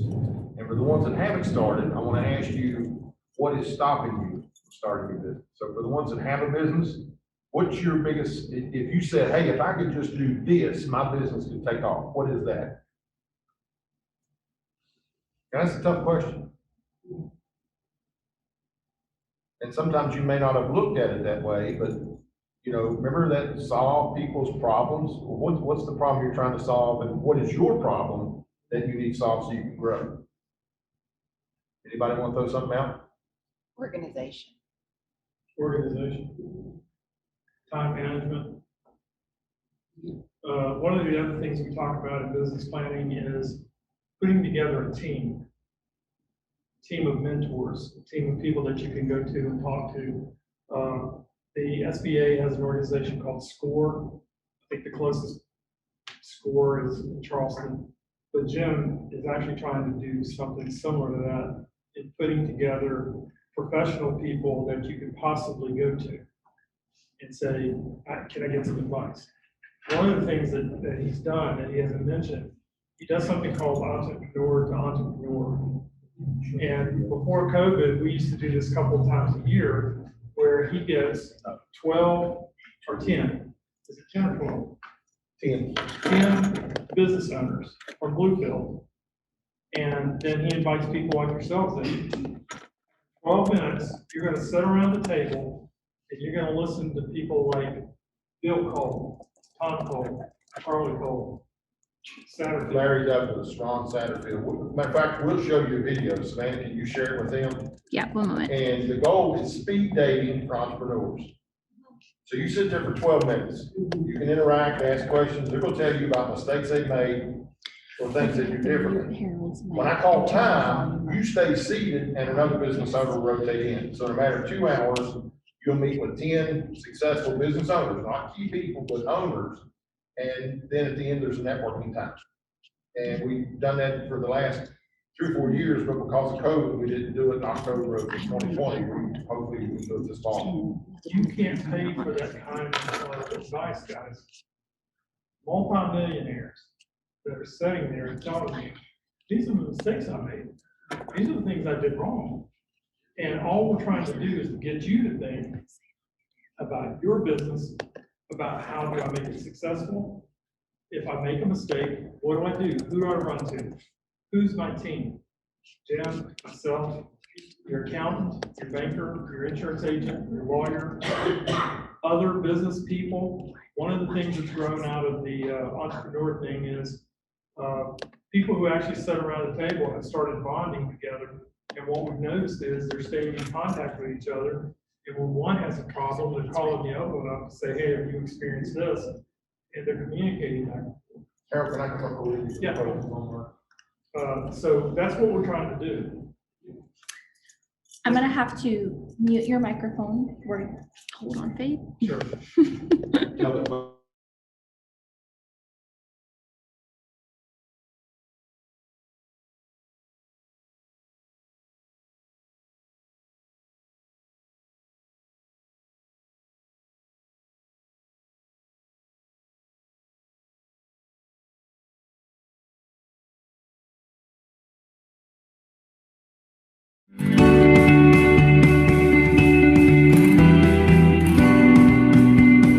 I'm Jim Spencer. I'm the Community Economic Development Director for the City of Bluefield. Tonight, we hosted the Entrepreneur to Entrepreneur event in Bluefield. The 3 goals for the event is to allow aspiring entrepreneurs to learn from existing business owners. Number 2, to allow existing business owners an opportunity to learn from other business owners. And number 3, to create an entrepreneurial networking event. I learned a lot about how to develop businesses and how, like, at first your business may not succeed, but if you keep on working, your business will start to grow. I met a lot of entrepreneurs today. I learned from them that failure and consistency and determination are the key factors of making a good businessman. I'm so glad I came here today because I came along a lot of successful people, and I've taken notes, I've asked a lot of questions, I've learned from them what their mistakes have been, what their successes have been, and what it took for them to get to that level. I'm Cecilia Thompson, and I own Starry Eyes Media, and we're based in Princeton, West Virginia. We are a creative agency, and we do graphic design, marketing, that sort of thing. I thought this event was really, really good for people who are interested in becoming an entrepreneur because it can be such a stressful journey. And getting advice from people who've done it for years was really something that helped us along the way, and I'm really happy to be able to give that kind of advice to other people. And I really hope that somebody was able to pick up on something that we said during the event. Okay,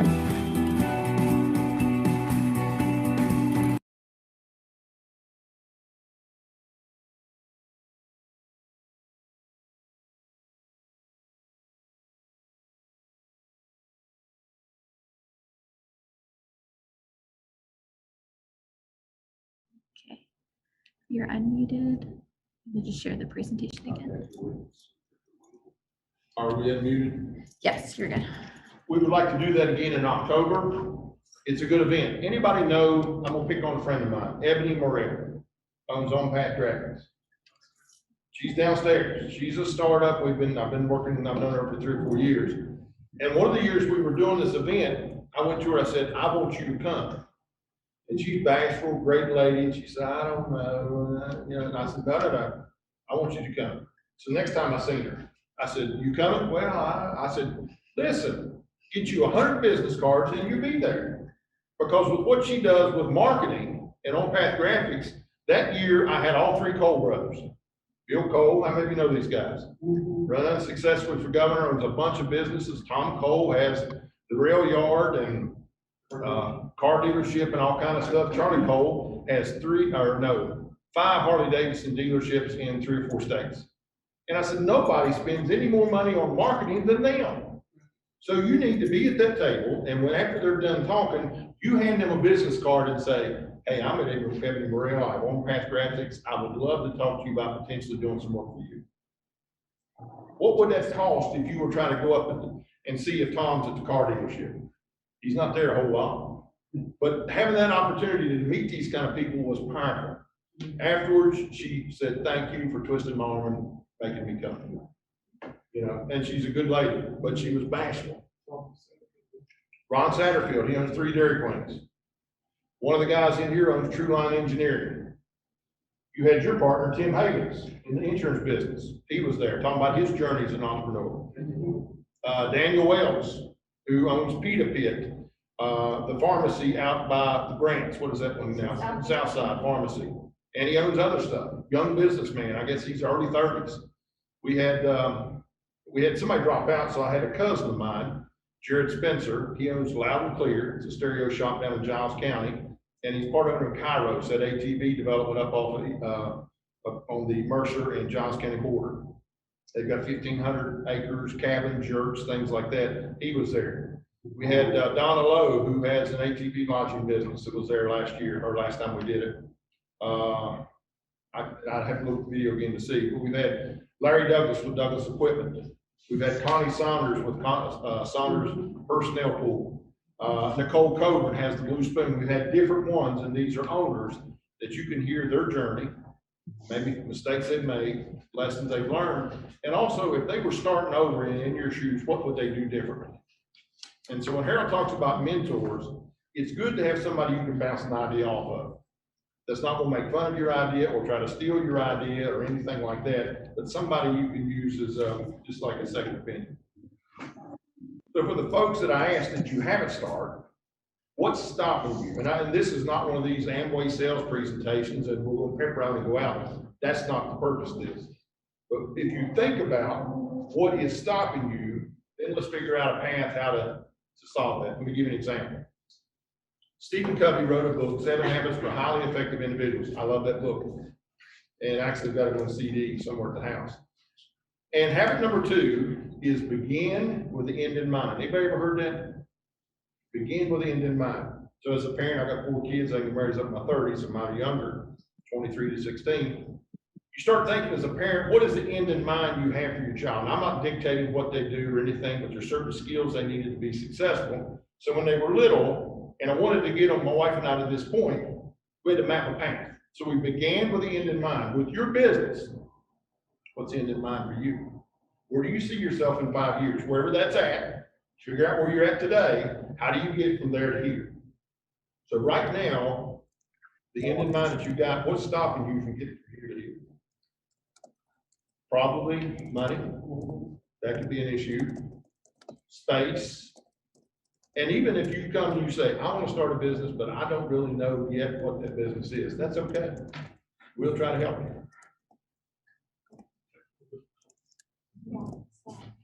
Just in the old day when they had things you'd have to do finger puppets, you know, when they would do in school. That's a long time ago for somebody. For me, it is. So tell me, what are some of the obstacles? Or hit money. Previous jobs. Space. Yeah. You know what? Our commercialization station, each bay is about 8,000 to 10,000 square feet. I've actually turned people down from going into that. I turned them down for applying to become a tenant in that. And I'll tell you why. They needed their kitchen table. He did not need to rent 8,000 square feet of space to do what he's going to do. So start your business small. There's a module on home-based business in our entrepreneur boot camp. So if you're going to start a home-based business, it gets into how to do that and some things. I'll give you an example on that. During COVID, how many people have you seen in commercials? They were, you know, dressed up nice from the top down and they're in their underwear or whatever, and the bottom, or, you know, the home-based business, it talks about get yourself ready for the day and go to your place that you're working at your office, at home, and work like you are somewhere else. Get up, get yourself cleaned up, dress up, do your hair, whatever else, and attack the day. Don't just sit back and play around in your pajamas. Be aggressive, going after it. Employees, right now, small businesses, it is a problem that small business, everybody and their brother's hiring right now. Drive through Princeton, Burger King's advertising, everybody else. It's a little challenge right now because folks are somewhere at home. So when you think about your business, if that's in, you know, something you need to figure out how you can address that problem. What are some other problems? I mean, you got a guy here, this is what he does for a living. I think we need to worry about with some questions. I'll take the easy ones. He got the hard ones. Something that we ran into that I wouldn't have necessarily thought of beforehand is how difficult it is to create an idea when you're stuck with no time in your habits. You know what I mean? Like working your previous job. It was just amazing how we could have an idea, but nothing tangible until like, I guess yesterday. What was tangible? What do you mean tangible? Tangible, when you, sitting here right now is something that is tangible, it's something that we're, starting this idea, as opposed to sitting at the kitchen line talking about, wouldn't it be cool if? There's a lot of people that come to me and they want to talk about it. And every year, probably 75 different individuals I will meet with, new individuals I will meet with. And of that 75, maybe 20 of them actually follow up and try to do something about going into business. A lot of people consider, a lot of people talk about it, very few do. And I'm not gonna lie to you, it's hard. Food truck business is probably one of the hardest. I don't know what you've done for a living, but it's very hard. The restaurant business, it ain't for who to eat. It ain't for who to eat, trust me. And I'll let you know about that. I mean, I'll give you the good, the bad, and the ugly. I'm not trying to discourage you, and Jim will tell you, I try to point out, okay, have you thought about this? Have you thought about that? Have you thought about the good times? Have you thought about the bad? Because if I didn't, I'm not doing my job. Right.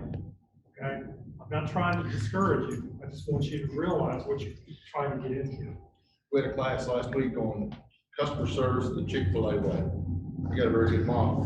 One of the things that they talked about is they've developed their own supply chain. I may be seeing in media here lately that they're having supply issues getting Chick-fil-A sauce.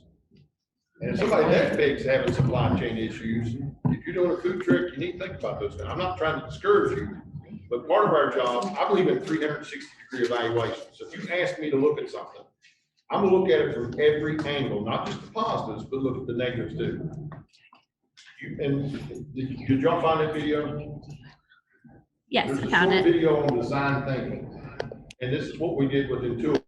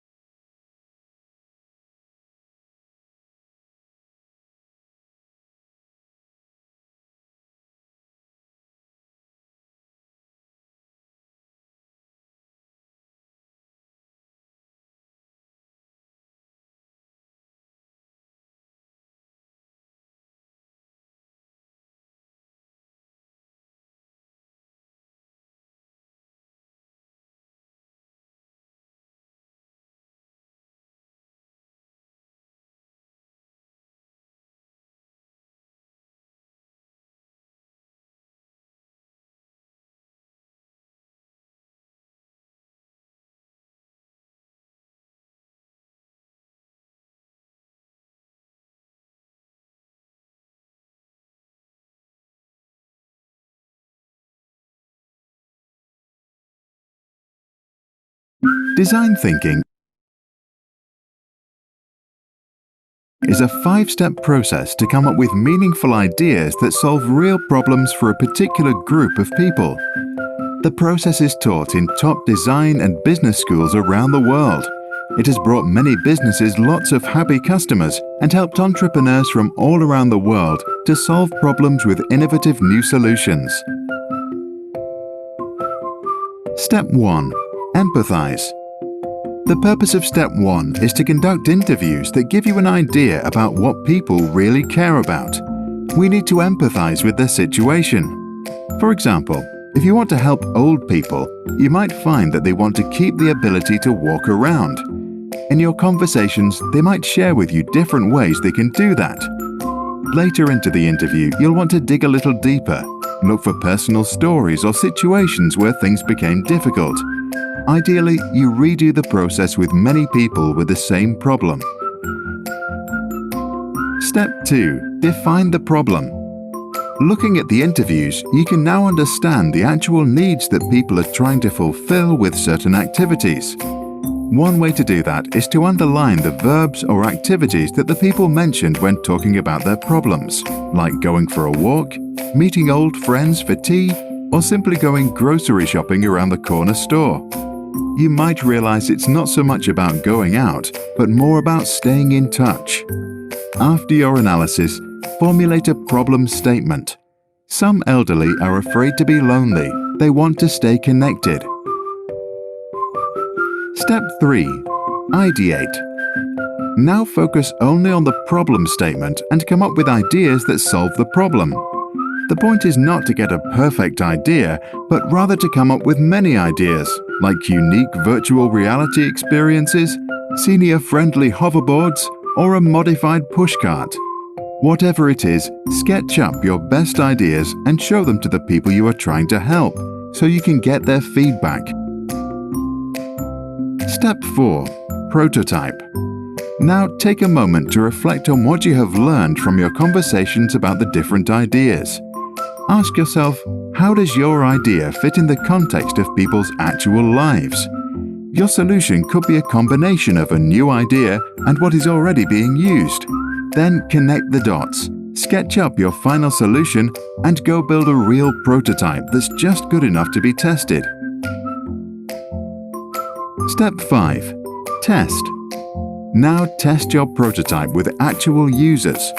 Don't defend your idea in case people don't like it.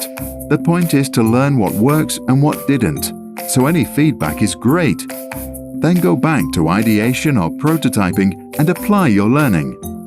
Repeat the process until you have a prototype that works and solves the real problem. Now you are ready to change the world or open shop. To experience design thinking firsthand, do the free virtual design thinking crash course from Stanford's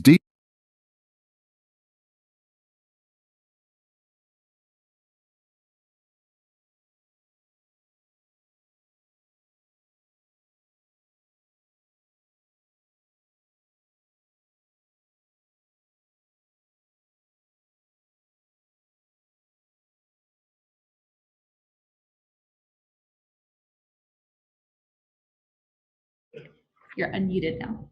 Okay, okay. One of these days will be super high tech. You won't have to do all this. I apologize to the folks on Zoom, that was talking just a minute ago. That process is you start thinking about, somebody here was talking about their business, that can tell you how to start thinking. And then when you try and you prototype and fail, okay, then I need to change. Okay, and it helps you. There's a lot of people that says, well, I'm just gonna start a business and it'll be that one right there. That's not good. We recommend you have a business plan. Does it need to be this thick and all that stuff? No, it doesn't. But it needs to be almost like your Bible for your business, on what you're doing, how you want to do it. And it needs to be a living, breathing document. Don't you agree? Don't just throw it up on a shelf and say, got one, and never revisit it. Okay? Because if you do that, that's dangerous. Eric, want to tell them real quickly about this? I want to be sensitive to the time. Yeah, this is one of the things that we do. I'll come over by that so the camera can see it. Okay. This is one of the things that we do to get you to think through your process. When we do this business model canvas, I actually started out more in the value proposition here, and then I work my way out to different areas. But it basically is just getting you to think through the steps of your business, the different areas of your business. Cost structure, revenue streams, channels. We go through all those customer segments, who your customers are, your customer relationships, your partners, who are your partners, who are your suppliers, all that kind of stuff. And we just start jotting down notes. And if I were over here, which I eventually will be, this would be up on the wall, and I can take a dry erase marker, and we can start, and then you can take your notes and copy down, and that's the start of your business plan. So basically, it just starts with the notes. I guess we can email this to them. Yeah. Since we got everybody's email address. Yeah, we can't email it to you. Can we get a version that size? Right. Well, I mean, just, you can don't, drop it off you and can just still start, I mean, you can just start jotting down notes. I try to get you a business plan that is close to similar to what you're doing. I just want this covered. I'll give you one that's for a big truck. We've dealt with big trucks before. But if you can tell me what you're doing, I'll get you something as close as I can. Now, that being said, don't just change the name of the company and say, this is me, because it's not. Change the words to fit you. Okay? These are just guidelines for you to go by. That's all they are.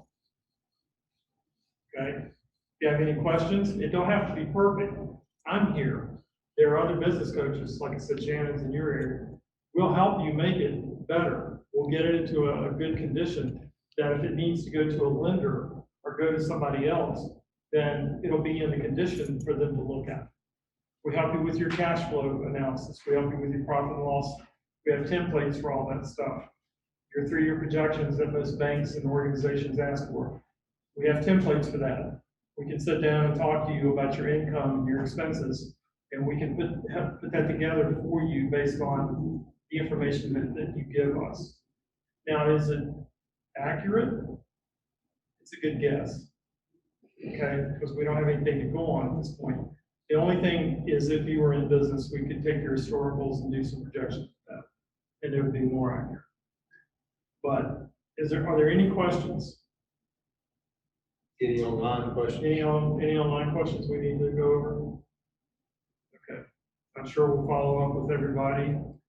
And I personally thank you for sitting here today and listening to me. I hope I've helped you. If I can be of any service, please let me know. My information is on the screen there. The best way to get me is the cell phone. I cover those 5 counties, so I'm not really in the office a whole lot. But with COVID, I haven't been in the office hardly any. And email. If you'll send me an email, I'll respond to you. Same thing for us. We're here to help you. If you notice one of the forms that Harold's got, all this stuff's confidential.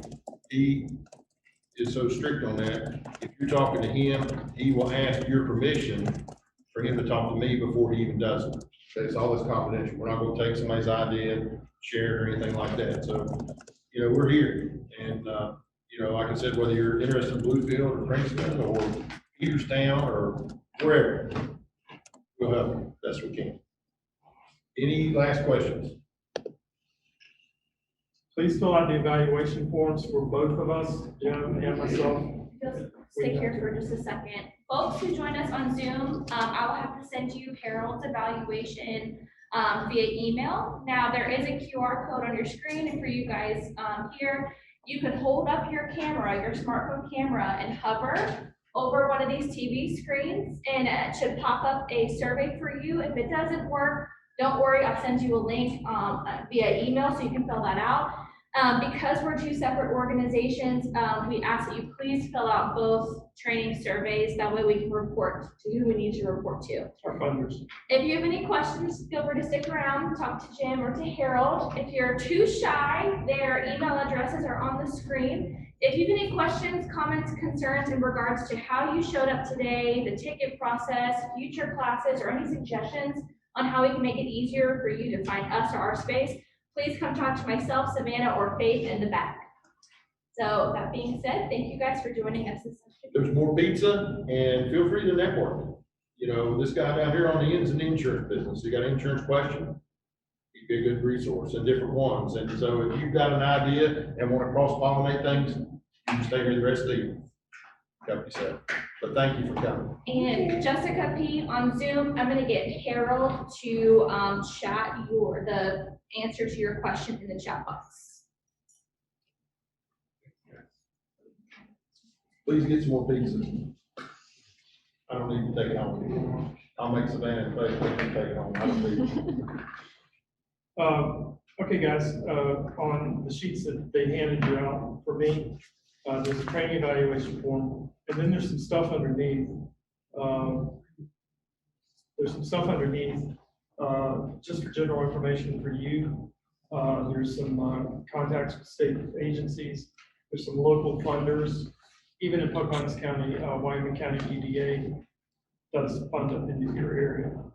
So there's some local funders there and some other helpful stuff that I've put together that I wanted to get to. Okay.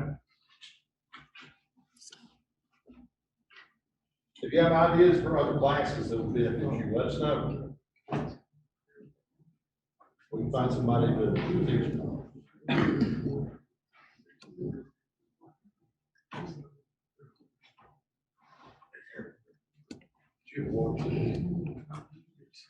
Yeah, I'm not out of the drunk out of some of them, why you started.